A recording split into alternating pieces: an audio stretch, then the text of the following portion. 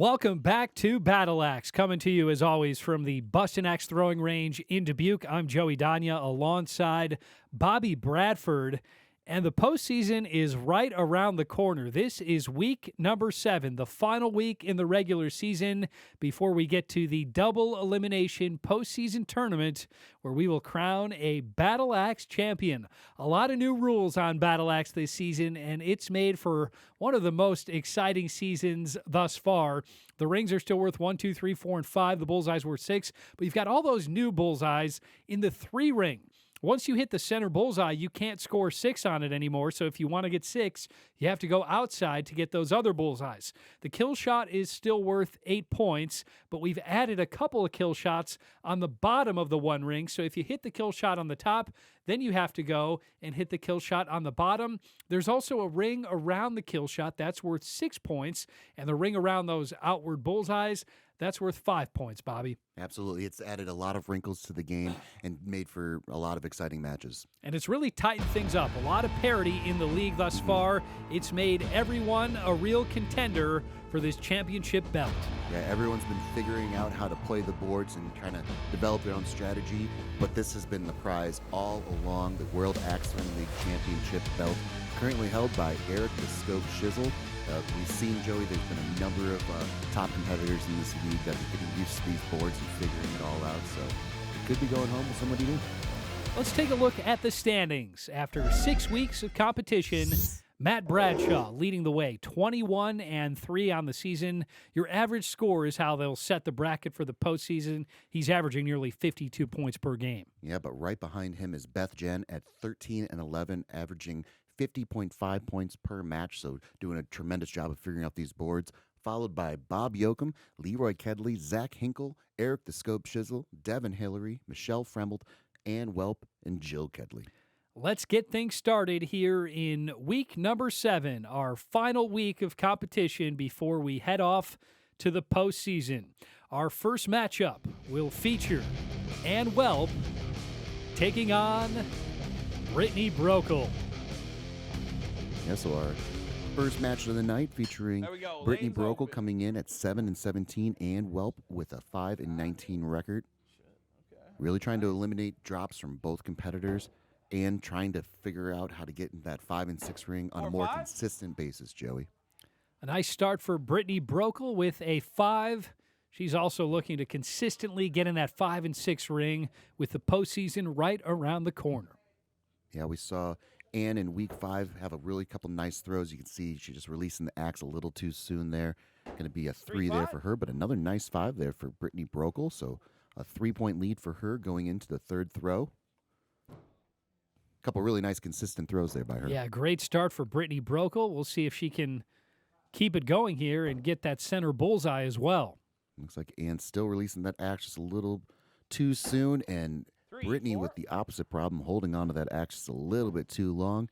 So Ann able to get a point on her, 13-11, going into the 4th.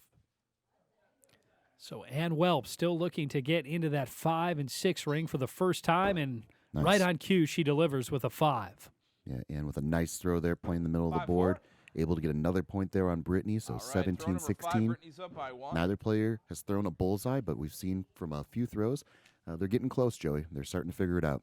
Well, a great start for Brittany Brokel and a nice job by Ann Welp of showing some resiliency to get right back in this one. Yeah, that's at least a 5 there for Ann, and Brittany with a devastating drop there on the 5th throw. We talked about it coming into the match, Joey. It's one of the things that's been her bugaboo all season long. Unfortunately for her, it comes on her 5th throw. But fortunately for her, Joey, only down by 5. And a lot of time still to go in this one. And that's how you want to respond right there. After a drop, throw a nice flush bullseye on the new lane, able to get a point. We got a 4-point game going into the 7th throw. So Brittany Brokel still within striking distance here with 4 throws to go. She can stay consistently in that 5 and 6 ring. She'll be right in this one. And then for Ann, she's just got to keep her foot on the pedal, keep putting pressure on Brittany Brokel. Can't rely on her to make a mistake. Obviously, had that drop on that 5th throw, but you never want to rely on your opponent to make a mistake, Joey. You always want to be the aggressor. You always want to keep peppering in those 4, 5s, and 6s, possibly those kill shots if you want to go that extra mile. Ann Welp happy to trade points here with Brokel, and what a nice throw there from Ann Welp. 6-4. And she takes full advantage All right, of we're a on throw 4 number from 9, Brittany and you're Brokel. up Ann by Welp 5, now yeah. up by 6, a commanding lead with 2 throws to go. Yeah, that's the kind of aggressive play that I like to see out of Ann. She really is creating some separation between her and Brittany. Another nice throw there. She's really getting it locked in. Looks like that could be a 5. 6-5. Obviously, if she hit the bullseye, she's already eliminated that as well. So another nice 5 there for Ann, and a nice 5 there for Brittany as well. And for her, she just wants a positive shot to end the night, or end her first matchup here of the night. She's lining it up here. Oh, and a last-minute call there for Kill shot call. going for the kill shot. It's a little late there, Brittany. And you can but see Eric kind of giving her a little bit of warning, a little late, but got it. she gets it in. We'll see how she fares with this kill shot here, Joey. Ooh. Well, a nice All right, attempt there 4 from Brittany and a Brokel, miss. but she's off the mark. 36, 46, And a you great can round take that of one. 47 from Ann Welp to get the Okay. win over I Brittany think it probably Brokel. marked as a Yeah, 5, so too. Brittany with a nice aggressive call there on the 10th throw, Joey. I always like to see competitors be aggressive, get used to that kill shot. We are in week 7, so we know that week 8 double elimination tournament is right around the corner, so it never hurts to kind of get familiar with that kill shot and going through that motion. Unfortunately for her, she was off the mark. Also, she had that devastating drop there on the 5th throw, but she did a nice job of rebounding with that bullseye there on her 6th throw. She kind of got stuck in the vortex for a little bit, but then found that 5. For her, she's just got to find that release point, that consistent release point that can put up some serious numbers. And then for Ann, she just did a tremendous job of being the aggressor in this match. As you can see from that 3rd throw on, she only had 1 4 on that scorecard. Everything else was 5s and 6s. Those are the throws we're used to seeing out of Ann Welp. That's exactly the kind of round Ann Welp wants to have right before the postseason. Michelle Frummelt next up here in week number 7. She'll be taking on Devin Hillary. Yeah, so Michelle coming in at Let's 3 go. and 21, Devin at 13 and 11. And for both competitors, they're still working on some stuff, Joey. We've seen some drops out of Michelle, 4-6. some wobbly axes from the beginning of last season and throughout this season. But we've also seen her put it together and put together a really nice stretch run there for the Week 8 tournament. And then for Devin, she's just been stuck in that vortex far too often. So she's looking to 4-3. move in that 5 and 6 ring consistently. She did have that nice bullseye there on her first throw, but follows it up with a 3. So Devin Hillary with the early 1-point lead after the first couple of throws. She had a great throw on her first throw. We'll see if she can replicate it here on her second throw. 3-5. Might be a 5 if it's inside of that 5 ring there. It looks like it's off the mark. And going back to Devin's second throw, though, I think she might have been going for that lower right-hand side bullseye because she did hit that bullseye there on the first throw. So she might have wanted to just start out being the aggressor here, going for it. But after that 3, decides to move back to the center of the board there. 4-pointer. But for Michelle, she's just got to focus up, number 4. find that bullseye. There you go. Nice throw there. Looks like that could be a 5. 5-4. But what I liked is that axe hit flush on the board, and it stayed there, Joey. So it's a 1-point lead now for Devin Hillary. Michelle Frummelt looking for her first bullseye of the match after a nice throw on her 4-4. fourth throw there. A little off the mark there. A couple of 21-20. 4s from Frummelt Switch and sides. Hillary. Devin, you got it by 1 So right now. Devin Hillary will take a 1-point lead into the second half. Yeah, so maybe switching sides can get Devin out of the vortex a little bit, and maybe Michelle can find the bullseye on this lane.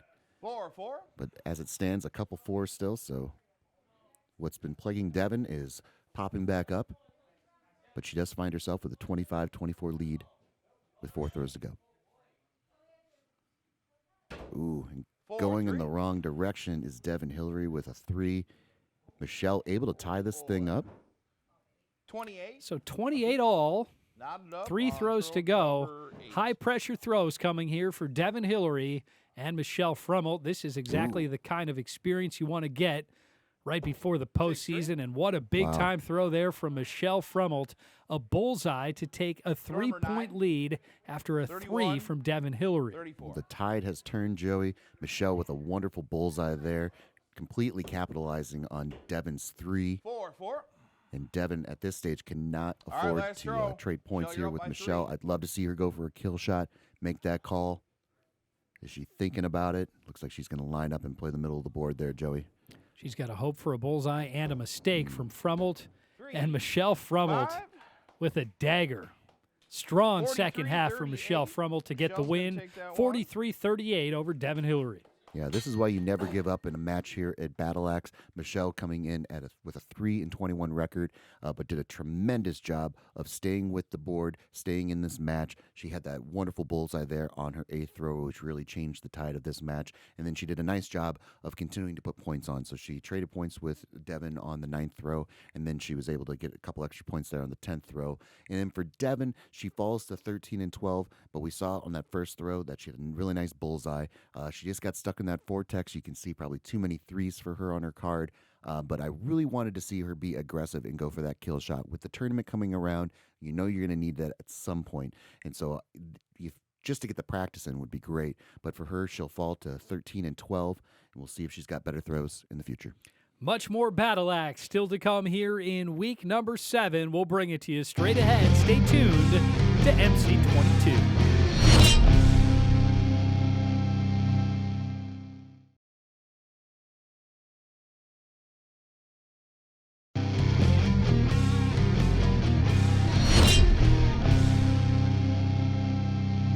Welcome back to Battle Axe. Coming to you as always from the Bustin' Axe Throwing Range in Dubuque. I'm Joey Danya alongside Bobby Bradford.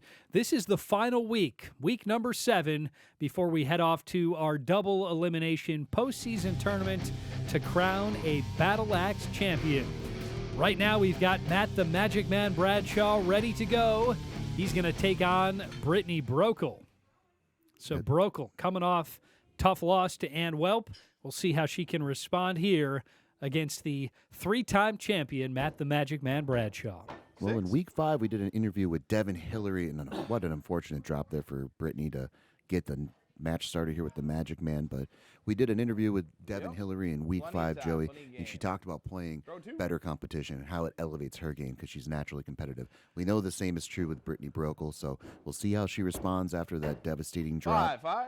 You never want to see a drop, but if you're going to have one, you want to have it early in the game. She does respond nicely there with a 5, but Matt with 11-5 lead going into the 3rd throw. A great throw there from Brittany Brokel. A nice response. Didn't miss the bullseye by much. Yeah, and then just for Brittany, she's 5. got to just have a quick memory. You know, they talk all the time about being a goldfish. You have that drop. You just want to focus up on that board. At this point, you can't worry about what Matt the Magic Man's doing. You know he's going to be peppering the middle of that board. I don't even think with this kind of lead at this stage in the game that he's going to be going for those outside bullseyes with his world tournament coming up. 5. So both players electing Brittany doing a really nice job of rebounding after that drop to get the match started here, Joe. Throw number 6. Yeah, 3 straight 5s from Brittany Brokel. We'll see if she can get her first bullseye of the match right here. Yeah, and so for Brittany, too, it's just about developing that routine. You know, so she's had 3 5, straight 4. 5s. Looks like that's a 4, possibly a 5, rule to 4, though. But she's starting to develop her routine. Switch so you can see sides. really nice consistent throws from her 2nd to 4th throw. And then that 4 on her 5th throw, Joey, wasn't that far off. Here we go. Yeah, really nice response from Brokel after that drop on the first throw. She's been really dialed in here against the Magic Man. And the Magic 3, Man 6. set to take on this side of the lane here, and then looks like he's got that bullseye taken care of. So a commanding 10-point lead after Brittany's 3.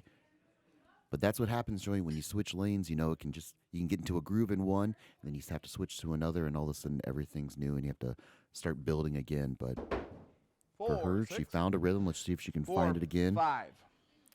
Well, speaking of being dialed in, Right. nobody is more dialed in right now than Matt the Magic Man Bradshaw. He's There we been go, nearly throw number perfect the 8. last few weeks.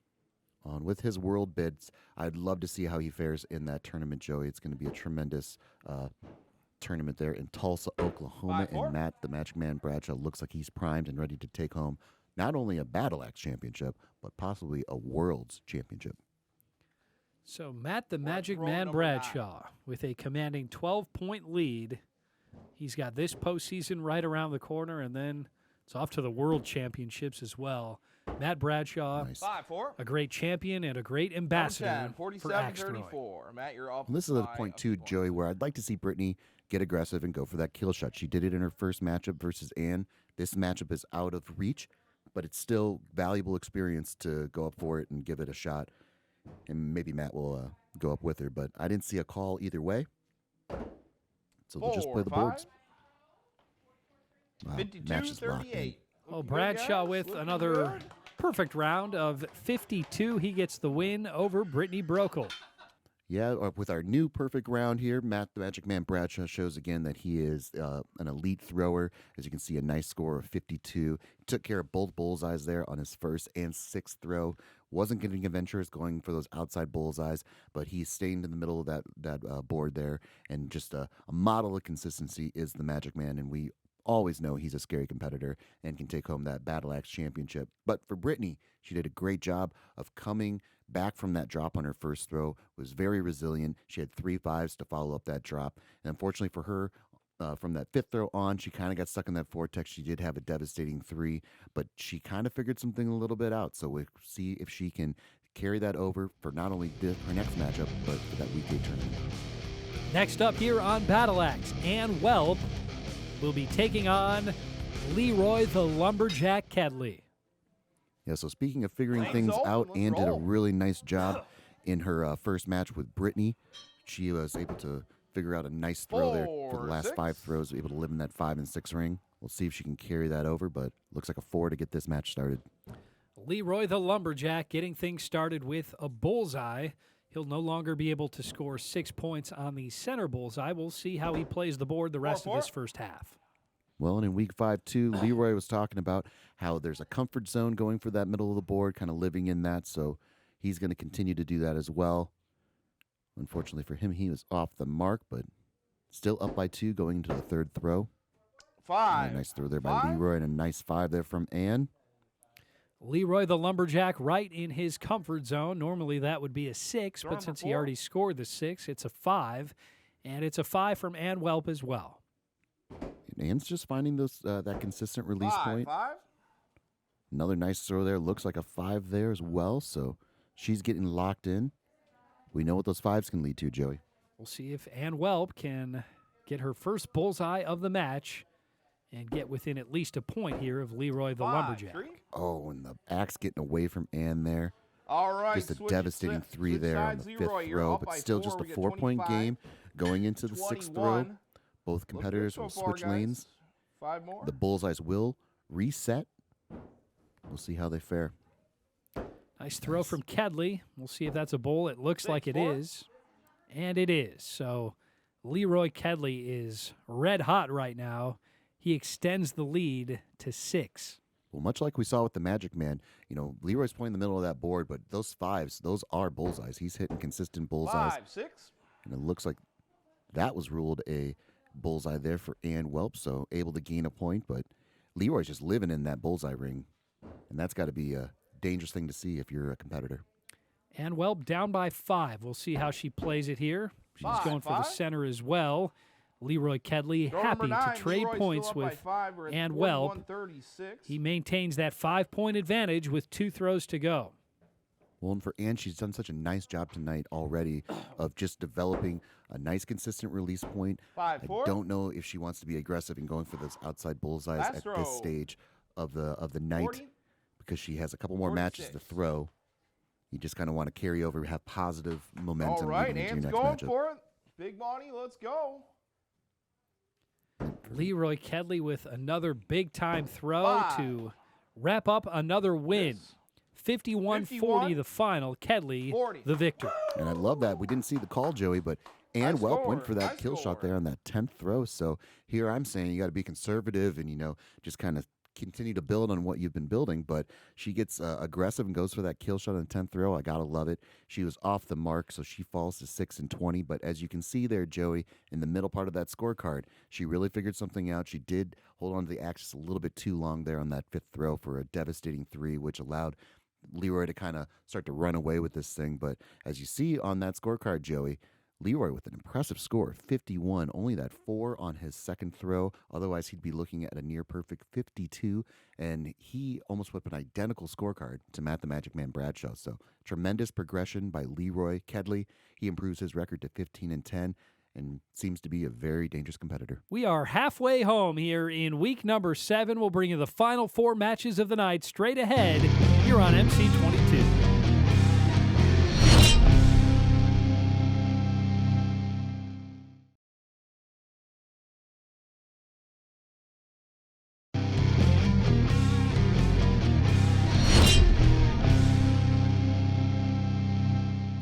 Welcome back to Battle Axe. We're coming to you as always from the Bustin' Axe Throwing Range in Dubuque. I'm Joey Danya alongside Bobby Bradford. This is week number 7, the final week of the regular season before we head off to the double elimination postseason tournament to crown a champion. Win or lose, everyone always has a great time here on Battle Axe. Here's an interview with Jill Kedley on what she enjoys most about axe throwing. It's fun. It's very laid back, and it's a good atmosphere, and it's fun to come in and just spend a one night a week and just come in and throw some axes at some wood, right? And so we're having fun doing that. I really enjoy coming in and having conversation with people here because it's just really good, fun atmosphere in general. So we hope to get more people in to the league. It's a lot of fun. Yeah, the fellowship, the camaraderie, that's what makes Battle Axe really special. Oh, we talk about it all the time, Joey. It's such a compassionate group of people. They love to be competitive, but also root their opponents on, and that just creates for such a tremendous environment. Devin Hillary will be taking on Jill Kedley here in our next matchup.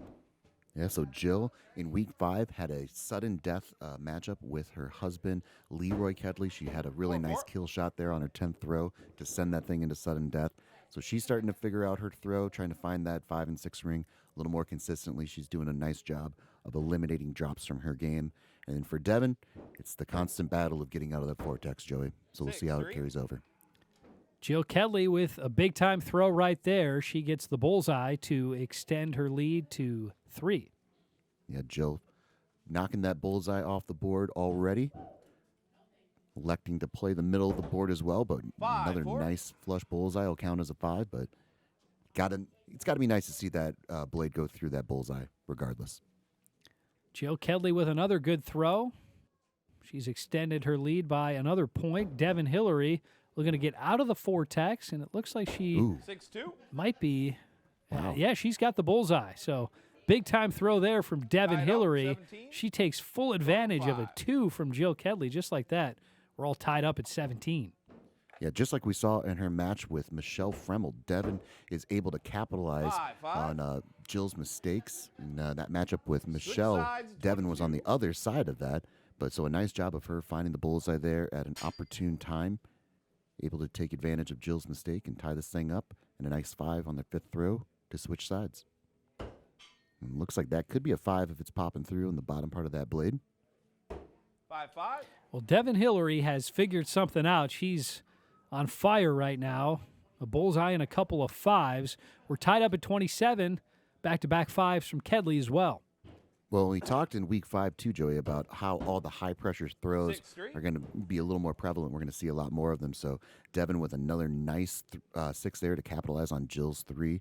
But these high-pressure throws, I mean, that's kind of what the tournament's built on. So I'm not surprised that we're seeing them a little more often.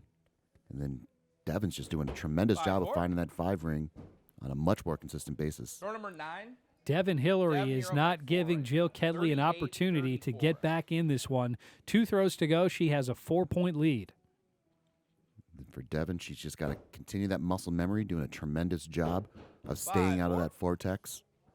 Able to pick up another point there on Jill Kedley. And we'll see how aggressive Jill wants to be here on the 10th throw. Number 10. 5-point Down lead by for 5. Devin Hillary heading into the 10th shot and call. final throw. And we'll see. I didn't get any call there from Jill. So it looks like she's electing to play the board. Oh, but she did go for the kill shot 4. there.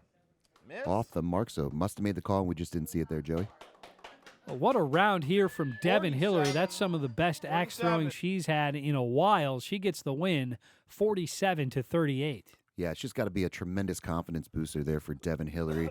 As you can see from that 4th throw on, she was nothing but 5s and 6s. She did have that 1-4 on her 10th throw, but for her, this has to be a tremendous confidence booster, knowing that she can live in that 5 and 6 ring, because we know if she can do that, she can definitely make a deep tournament run.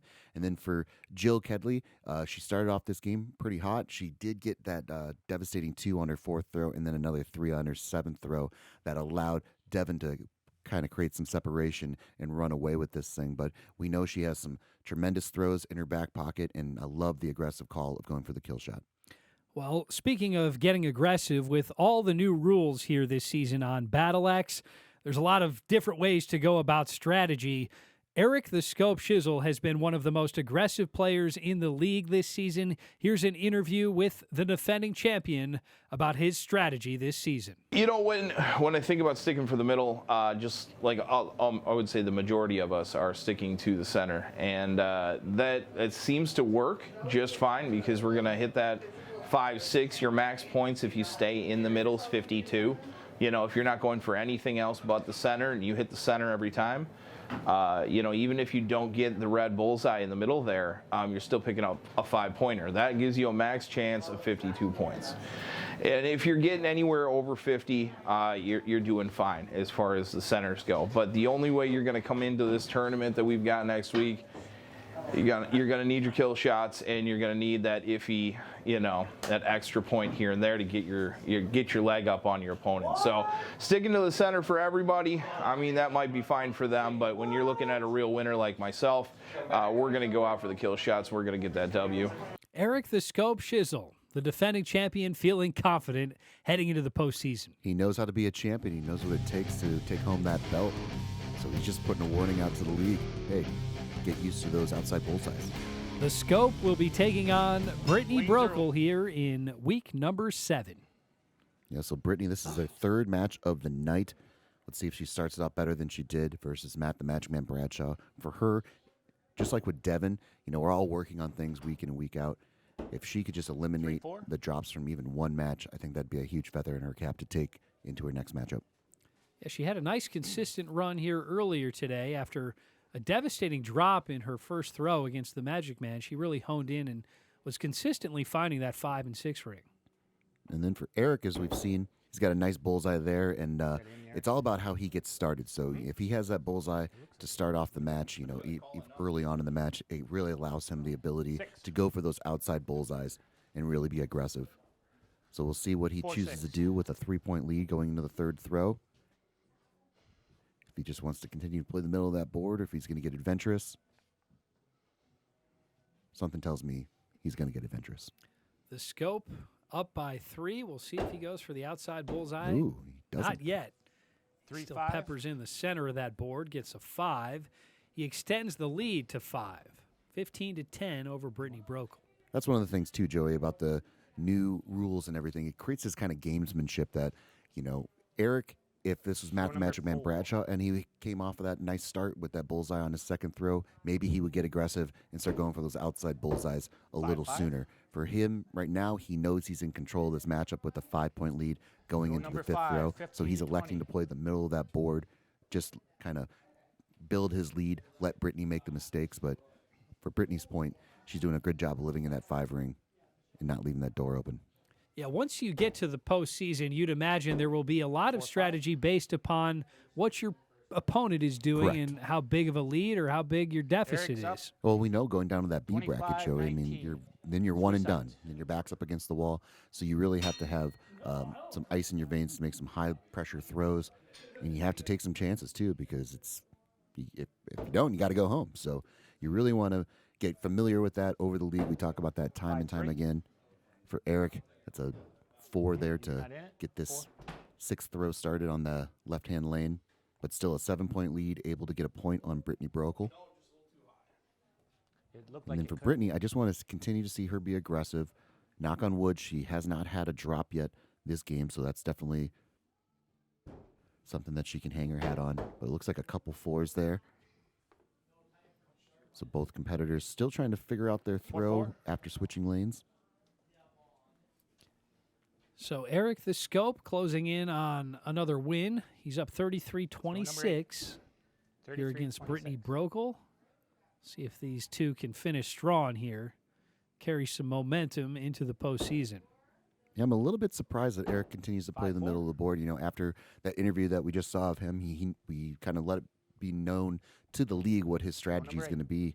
And so he has continued to play the middle of that board, although we know in tournament time he's probably going to be bouncing around trying to hit those outside bullseyes.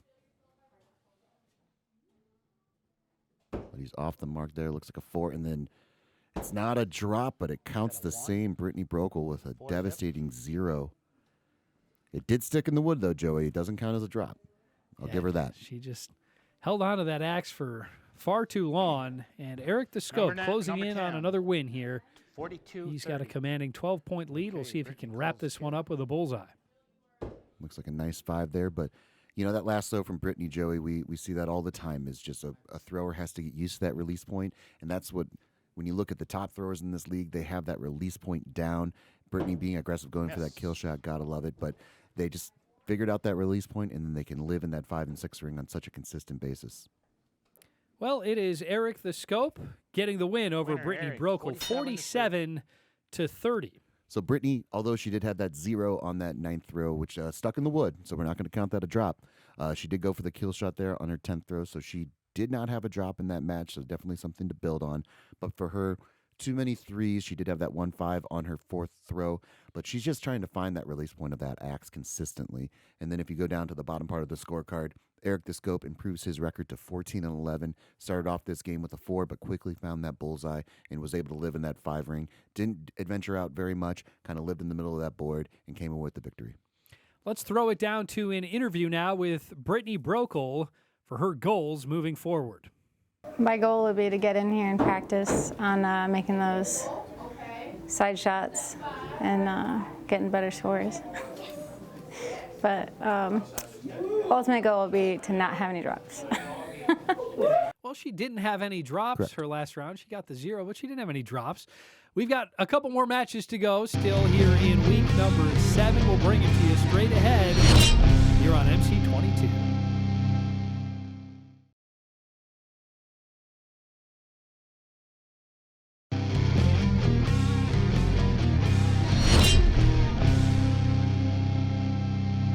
Welcome back to Battle Axe here at the Bustin' Axe Throwing Range in Dubuque. I'm Joey Danya alongside Bobby Bradford. What an exciting season it has been, and it's not done yet. Still a couple matches to go here in week number 7 before we begin a double elimination postseason tournament to crown a Battle Axe champion. Bob Yoakum will be taking on Leroy the Lumberjack Kedley. Yeah, we saw this matchup here in week 5, and it was a tremendous one. Bob Yoakum came away the victor, so we have a nice rematch here between two of the top competitors here in the league, looking to hone their game, getting ready for that double elimination tournament. Bullseye Bob Yoakum has been a model of consistency. That's how you put together a record of 24-1. He's been really consistent in that 5 and 6 ring. As you can see, Bob's becoming more and more of a perfectionist because he was off the mark there on that 4, but he was shaking his head because he knew he wanted a 5 or a 6 on that throw. We will Another have to make 4 a point there. of that. And a 4, nice 6. bullseye there by Leroy Kedley, so he takes an early 2-point lead over Bullseye Bob. So Kedley with the bullseye. We'll see if All right, Bullseye on Bob 3 can and 4. answer with a bullseye of his own. Bob looked like he was going for that upper left-hand side bullseye. Eric's going to get a closer look to see if he got within that 5 ring. I don't think he got within the 6 ring. Oh, it's very close, as you can see there from the cam. Yeah, you're very close. Very Eric close. rules it a 3, though. So unfortunately for him, he falls 18-15 going into the 5th throw. All But right, throw number hey, gotta 5, love the Leroy, aggressive you're up call, by right, 3 Joey? points, 18 to No guts, 15. no glory. Bullseye Bob Yoakum trying to get back in this one 5. against Leroy Kedley. Kedley really honed in right now. He'll take a 4-point lead into the second half. Well, I wonder if Bob kind of switched up his strategy a little bit because he's been off the mark going for the middle of that bullseye. You know, we have at least seen him throw a 5 in his first 5 throws pretty consistently. So I wonder if he kind of just switched it up a little bit and tried to go for one of those outside bullseyes just to kind of move his eye line a little bit. 6. And maybe he just needed to switch sides, but close to enough. being a All right, 5, we're good. ruled a 4, and Glad Leroy Nick with a skills nice on that bullseye one. there on his Sorry, 6th I got throw to keep the pressure Tap on. the shoulder here. Don't worry about me. Bullseye Bob still off the mark. 4, 5. Another 4 for Yoakum, a 5 for Kedley. He's got a commanding lead all of a sudden, 34-27. 3 throws to go. Well, we talk about it all the time, Joey. Those 4s are you so go. We're on number devastating. 8. And Leroy, when you're your up opponent's at living in 7. that 5 and 6 ring, they can really rack up some points and 4, create a 5. deficit that at some point can become insurmountable. At this point, he's down by 8. Come on, Bob. You got can hear the 9 crowd and rooting 10 him on. left. Is he going to be aggressive going for that Couple kill shot? 6s. I don't know if that's Bob's game quite yet. but he's definitely frustrated, and Leroy is 4-5? definitely locked in.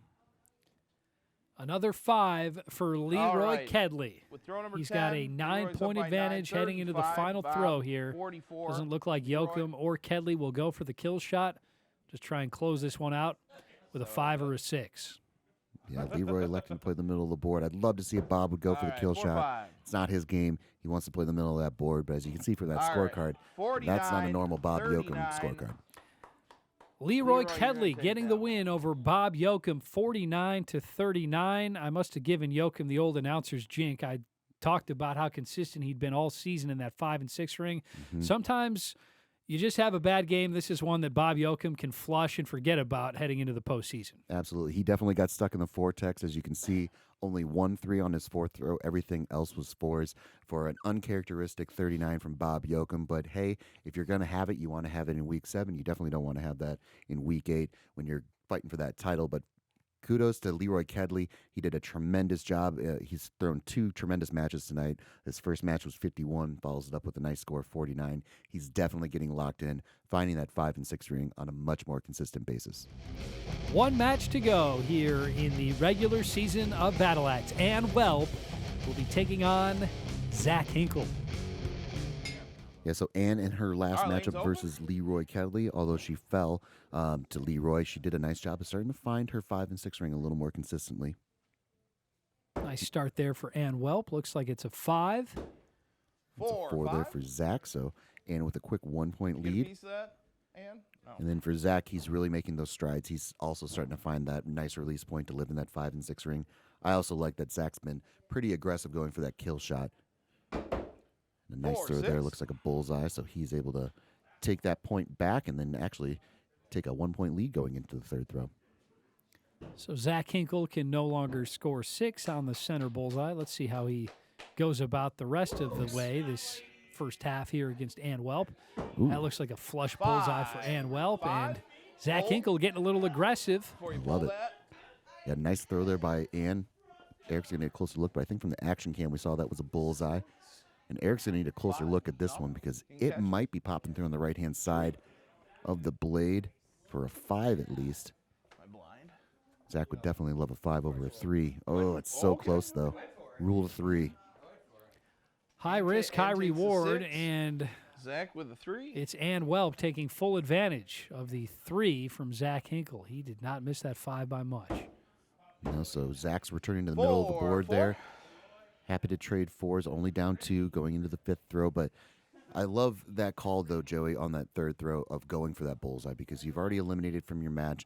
You can really put some separation, and you still have enough throws to make it back up. 6, you know, 5. to kind of go return to the middle of the board. Oh, and you've already got one. That's Also a love 5. seeing him go for it and a at this 5. point in the season Switch with the sides. postseason right around the corner. Just getting And that you're up by 2. experience and practice under your 22 belt to for a 24. big-time throw like that can pay dividends. Something tells me he was listening to Eric's interview earlier in the night, so he knows what Eric's strategy is going to be. So he wants to adopt 5, that 4. and carry that over into the Week 8 tournament.